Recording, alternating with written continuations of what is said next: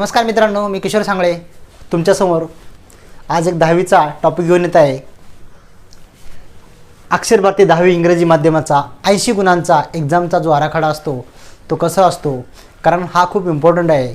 खूपदा एक्झामला जाताना मुलांना ह्या आराखड्याबद्दल माहिती नसतं, परंतु कुठल्याही विषयाची तयारी करताना सर्वात महत्त्वाचं असतं की आपल्याला एक्झामला कशा प्रकारचे क्वेश्चन येतील। आणि त्यामुळे हा व्हिडिओ इंग्रजी माध्यमाचा असल्यामुळे आपला व्हिडिओ थोडा मराठी हिंदी असा मिक्स होईल।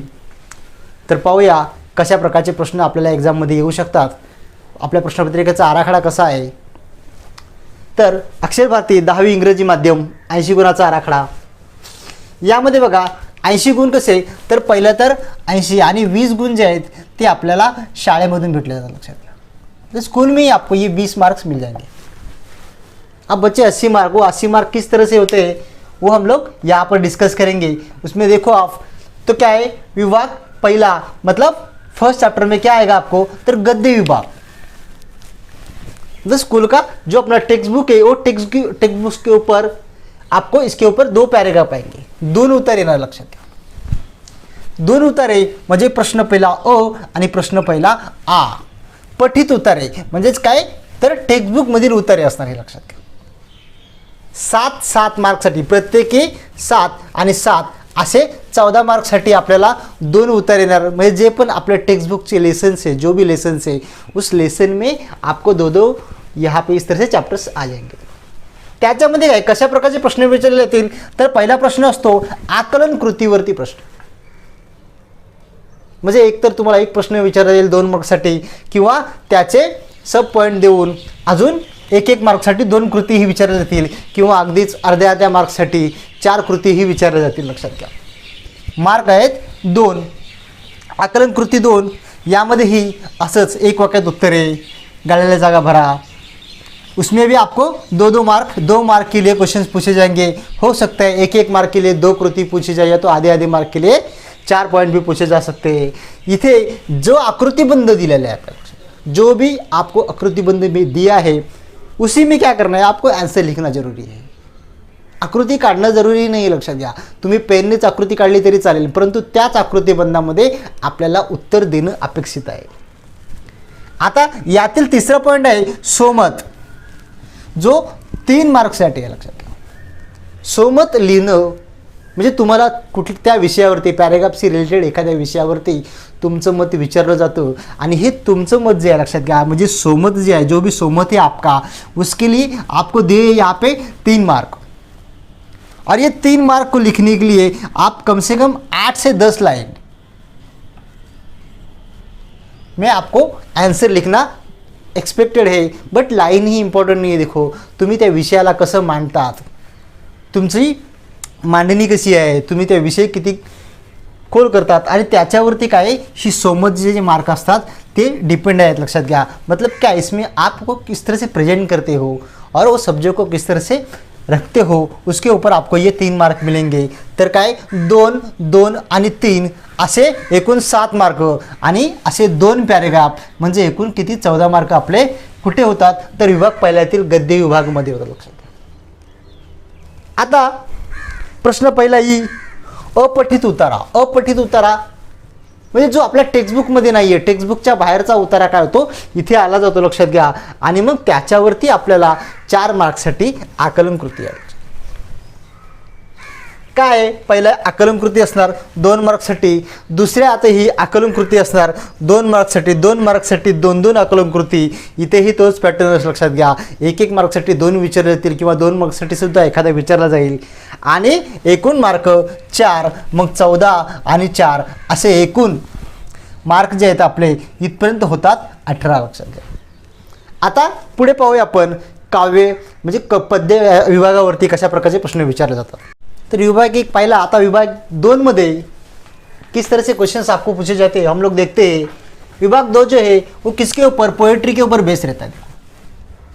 इसमें फर्स्ट विभाग प्रश्न 2 अ मध्ये काय येते, तर पठित पद्य, मतलब जो भी आपका टेक्स्ट बुक का एक पोएम आपको आएगा, वो टेक्स्ट बुक की जो पोएम है उसके ऊपर आपको क्वेश्चंस पूछे जाएंगे।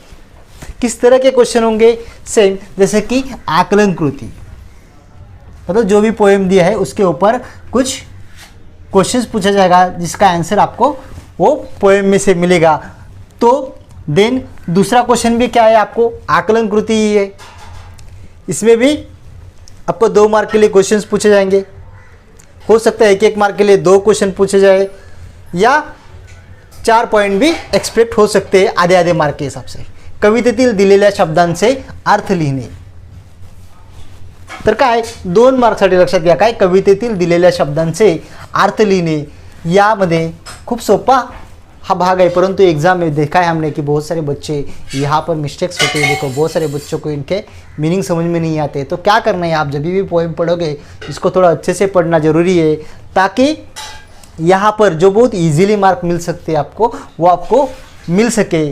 और चौथा जो पॉइंट है उसमें काव्य सौंदर्य कृति, मतलब कोई भी पोएम के 1-2 लाइन आपको देंगे और उसके ऊपर उसका जो मतलब है, उसका जो मीनिंग है वो आपको पूछा जाएगा काव्य सौंदर्य कृति में। इस तरह का क्वेश्चन आपको 2 मार्क के लिए आ सकता है। इस तरह से ये जो पोएम है वो 8 मार्क के लिए है। अब प्रश्न दूसरा, आ पद्य मुद्द्यांच्या आधारे कृती लिहा। मतलब कोई भी एक पोएम आपको दी होगी और उसमें कुछ पॉइंट्स होंगे, उस पॉइंट के हिसाब से क्या करना है, आपको लिखना है और उस हिसाब से आपको ये 8 मार्क के लिए आएगा। देखो इसमें क्या होगा, तो नॉर्मली देखो जो भी आपकी जो भी पोएम्स है उन सारे के कवि कवियत्री आपको मालूम होनी चाहिए। वो 100% ये क्वेश्चन आता ही आता है एग्जाम में। तो काय कवितेचा कवी, उस पोएम से आपको क्या मैसेज मिलता है, क्या संदेश मिल रहा है, देखो तो कुठला संदेश आहे तो लिहायचा। कवितेचा विषय काय आहे, कवित्रीने मांडलेला जो विषय आहे तो मुद्देसूद इथे 1 मार्कसाठी तुम्हाला क्वेश्चन विचारला जातो, लक्षात घ्या। आणि ही कविता आवडण्याचे व न आवडण्याचे अशा प्रकारचे प्रश्न तुम्हाला काय या पद्य मुद्द्यांच्या आधारे कृतीमध्ये येऊ शकतात। तुम्ही काहीही लिहू शकता। तुम्हाला कविता आवडली तर का आवडली आणि न आवडली तर का नाही आवडली। शक्यतो मुलं कविता आवडली असंच लिहितात आणि असंच लिहिणं एक्सपेक्टेड आहे। तर हा झाला आपला विभाग 2, ये आपका भाग 2 हो गया। अब हम लोग देखते हैं कि भाग 3 में किस तरह का क्वेश्चंस आपको एग्जाम में आते हैं। विभाग 2 नंतर अपन पाहूया विभाग 3, मतलब 3 सेक्शन में आपको किस तरह से क्वेश्चन पूछे जाते हैं, जो कि बेस है स्थूल वाचन पे, रैपिड रीडिंग के ऊपर आपको ये बेस है। त्याच्यामध्ये बघा प्रश्न तिसरा असतो, सोमत अभिव्यक्तीच्या 3 गुणांच्या 3 कृती दिल्या जातात, लक्षात घ्या। पण एग्जामला आपल्याला सॉल्व किती करायचे आहेत, 2च सोडवायचे आहेत, कोणते कोई भी 2 ही सॉल्व करने आपको, जबकि दिए जाएंगे 3। तो उसमें से जो आपको अच्छे से 2 आते हैं वही आपको क्या करना है, सॉल्व करना है। त्यानंतर विभाग 4 खूप इम्पॉर्टंट लक्षात घ्या, जिथे आपल्याला पैकीचे पैकी मतलब आउट ऑफ मार्क आपको इसमें मिल सकते हैं, जिसको ग्रामर आणि भाषा अभ्यास, लक्षात घ्या, व्याकरण व भाषा अभ्यास। प्रश्न चौथा ओ व्याकरणवर कृती असते। काय असतं याच्यामध्ये फिक्स आहे, लक्षात घ्या की पहिला जो प्रश्न असतो त्याच्यामध्ये तुम्हाला वाक्य प्रकार ओळखा दिलेला असतो। म्हणजे काही वाक्य तिथे दिलेले असतात, त्याचा प्रकार कोणता आहे ते आपल्याला ओळखायचं आहे। आणि म्हणून हा सेक्शन जो आहे लक्षात घ्या खूप चांगला करायचा आहे, कारण का इथे तुम्हाला 2 पैकी 2 मार्क आरामात भेटू शकतो, लक्षात घ्या। आता वाक्य रूपांतर करा, त्याच्यानंतरचा जो दुसरा प्रश्न आहे तो काय आहे, तर वाक्य रूपांतर करा। म्हणजे आपण वरती वाक्य प्रकार ओळखायला शिकल्यानंतर वाक्य रूपांतर ही ओघाने आलेलंच आहे, लक्षात घ्या की एका वाक्याचं दुसऱ्या वाक्यामध्ये काय करायचं आपल्याला ट्रांसफॉर्मेशन करने का है, मतलब एक को दूसरे में ट्रांसफॉर्म करना है, जो आपको 2 मार्क के लिए पूछा जाएगा। तिसरा प्रश्न त्याच्यावरती आहे वाक्य प्रचार, लक्षात घ्या हा जो प्रकार आहे तो खूप सोपा आहे का, कारण आपल्याला टेक्स्टबुकमध्ये वगैरे जे असतात तेच वाक्यप्रचार जे आहेत ते आपल्याला विचारले जातात। 2 वाक्यप्रचार असतात, अर्थ सांगून त्याचा वाक्यात उपयोग करा, अशा प्रकारचा प्रश्न असतो। आणि 2 वाक्यांचा अर्थ सांगून जर तुम्ही वाक्यात उपयोग केले तर तुम्हाला 4 मार्क मिळतात। अशा प्रकारे मतलब ये जो पहला सेक्शन है उसमें आपको मिलेंगे 8 मार्क। मतलब ग्रामर का जो ये फर्स्ट सेक्शन है उसमें आपको कितने मार्क हो जाते हैं, आपके यहाँ पर 8 मार्क हो जाते हैं। अभी दूसरा सेक्शन है, दूसरे सेक्शन में क्या है, भाषिक कृती मतलब वोकॅब्युलरीज। बघा पहिला काय शब्द संपत्ती, म्हणजे समानार्थी शब्द, विरुद्धार्थी शब्द, एकाच अर्थाचे अनेक शब्द, अशा प्रकारचे शब्द संपत्ती जे आपल्या टेक्स्टबुक बेस असते, लक्षात घ्या ती तुम्ही चांगली केली असेल, मतलब अगर आपने अच्छे से किया है उसको, तो यहाँ पर आपको ये 4 मार्क के लिए आ जाता है, जो कि बहुत ही इम्पोर्टेंट है। त्यानंतर दूसरा क्वेश्चन जो आपको आता है लेखन नियम। म्हणजे लेखन नियमानुसार काय करायचं आहे, आपल्याला वाक्य बनवायचे असतात. लेखन नियमानुसार म्हणजे काहीतरी मिस्टेक करून दिलेली असते वाक्यामध्ये आणि ते आपल्याला करेक्ट करून द्यायचं असं लक्षात. 2 मार्क के लिए आपको ये क्वेश्चन भी पूछा जाएगा. इसमें जो थर्ड क्वेश्चन आता है वो होता है विराम चिन्ह. मतलब जो भी हमने विराम चिन्ह देखे उसमें से कुछ विराम चिन्ह वहाँ पर मिस कर दिए जाएंगे और वो जो मिस किए हुए विराम चिन्ह है वो आपको क्या करने हैं, उसमें एग्जैक्टली फिल करने हैं. और इस तरह से आपका ये जो सेकंड सेक्शन है वो भी होता है 8 मार्क के लिए. ये दोनों 8 और 8 इस तरह से आपके ग्रामर सेक्शन में ओनली हो जाते हैं 16 मार्क, जिसमें से 60 आउट ऑफ 60 स्टूडेंट्स लेके आ सकते हैं.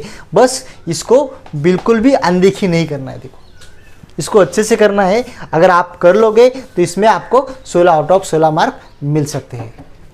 तो अगला सेक्शन देखते हैं विभाग 5 उपयोजित लेखन राइटिंग स्किल्स, जहाँ पर बहुत सारे बच्चों को प्रॉब्लम आते हैं. देखो राइटिंग स्किलची तुम्ही जर प्रॅक्टिस केली, अगर आप अच्छे से प्रॅक्टिस करते हो तो इसमें भी अच्छे मार्क लाना बिल्कुल भी असंभव नहीं है. तर कशा प्रकारचे प्रश्न त्याच्यामध्ये असतात पाहूया आपण. प्रश्न 5वा असतो पत्रलेखन. पत्रलेखन में आपको 2 टाइप के लेटर्स पूछे जाएंगे. दोनों में से कोई भी एक लेटर आपको लिखना है.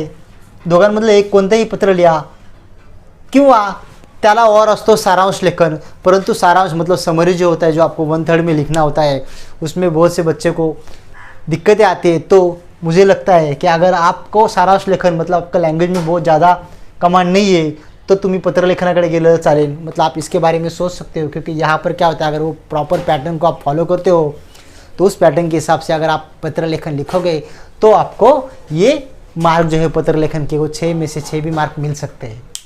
त्यानंतर प्रश्न 5वा आ पुढील 3 कृती विचारा. म्हणजे काय होते याच्यामध्ये 3 कृती, राइटिंग स्किल के 3 अलग अलग सेक्शंस आपको पूछे जाएंगे. उसमें से कोई भी 2 आपको लिखने हैं. मग कुठल्याही 2 याचा तुम्ही काय करायचे, चांगला सराव करून ठेवायचा. लक्षात घ्या. म्हणजे एक असतो बघा पहिला जाहिरात लेखन. जाहिरात लिहायची असते. लक्षात घ्या. एखाद्या घडलेल्या प्रसंगावरती तुम्ही याला काय करायचं, जाहिरात लेखन करत असतो. आता जाहिरात कशी लिहायची, बातमी लेखन कसं करायचं किंवा कथा लेखन कसं करायचं याचे तुम्ही माझी व्हिडिओ पाहू शकतात. तर काय जाहिरात लेखन किती मार्कसाठी, 5 मार्कसाठी हा प्रश्न असतो तुम्हाला. दुसरं जे लक्षात घ्या की एखाद्या याच्यावरती बातमी बनवायची असते. एखादा प्रसंग, एखादी घटना, त्याच्यावरती तुम्हाला बातमी बनवायची असते. जशीच्या तशी ती बातमी बनवण्यासाठी तुम्हाला मिळतात 5 मार्क. आणि तिसरा जो पॉईंट आहे कथा लेखन, म्हणजे गोष्ट लिहायची असते. तीसरे पॉइंट में आपको क्या करना है, तो कथा लेखन मतलब यहाँ पर कोई भी स्टोरी आपको क्या करनी है, लिखनी है. जो हो सकता है कि वहाँ पर आपको स्टोरी की स्टार्टिंग दी होगी या हो सकता है कि कुछ पॉइंट दिए होंगे. उस पॉइंट के हिसाब से क्या करना है, आपको स्टोरी लिखना जरूरी है, जिसके लिए भी आपको 5 ही मार्क है. बल्कि याद रखना कि तीनों में से कोई 2 ही आपको सॉल्व करने हैं, जिसके लिए आपको मिलेंगे इस सेक्शन में 10 मार्क. और जो लास्ट का सेक्शन है निबंध लेखन, लक्षात घ्या, त्या 3 निबंध विचारे जातात. त्यापैकी कोणताही तुम्हाला एकच सोडवायचा है, जिसको आपको मिलते हैं 8 मार्क. बट उसमें क्या क्या होता है, देखो पहला निबंध असतो प्रसंग लेखन. एखाद्या प्रसंगाचं वर्णन तुम्हाला करता आलं पाहिजे, लक्षात घ्या. दूसरा है आत्मकथन. बहुत सारे बच्चे ये लिखना पसंद करते हैं. तो आत्मकथन जे लक्षात घ्या ते लिहायला थोडंसं सोपं असतं, परंतु तुमची कमांड असेल तर तुम्ही प्रसंग लेखनही लिहू शकता. किंवा तिसरा जो पॉईंट आहे तो असतो वैचारिक निबंध. तो हा वैचारिक निबंध आहे, त्यासाठीही तुम्हाला त्या विषयाबद्दल पुरेसं नॉलेज असलं पाहिजे, तरच हा लिहिलेला बरा. आणि या 3 मध्ये कुठलाही एक निबंध लिहायचा असतो, ज्याच्यासाठी तुम्हाला दिलेले असतात 8 मार्क. आपको 8 मार्क दिए. देखो तो इस तरह से राइटिंग स्किल में कितने मार्क मिलते हैं आपको, तो 6, 10, 10 और 8 मिला के कितने मार्क हो गए आपके यहाँ पे 34 मार्क होते हैं. देखो अब ये 34 और आपको जो 6 मार्क किसके थे, रैपिड रीडिंग के थे, तो ये हुए 40 मार्क्स. और पोएम और जो भी आपके लेसन से उसके ऊपर क्वेश्चंस पूछते थे अपठित, उसके ऊपर जो पूछ के, तो टोटल आपके हो जाते 80 मार्क. मग अशा प्रकारे 80 मार्कची जर तुम्ही पुरेपूर तयारी केली, लक्षात घ्या, प्रश्नपत्रिका समोर ठेवून जर अभ्यास केला तर हा अभ्यास जो आहे तो कधीही सोपा होतो. आणि अशा प्रकारे तयारी केल्यानंतर आपल्याला एग्ज़ामला मतलब कुछ भी दिक्कत नहीं आ सकती. देखो इस तरह से क्या करना, कोई हर एक सब्जेक्ट का आपको पहले क्या क्वेश्चन पेपर को स्टडी करना बहुत ज़रूरी है. जब आप ये सब चीज़ें करोगे तभी जाके क्या होगा, आपको एग्ज़ाम में अच्छे से अच्छे मार्क आप ला सकते हो. मित्रांनो, तुम्हाला नवीन काय हवं असल्यास मला कमेंट सेक्शनमध्ये कळवा. तर तोपर्यंत बाय बाय.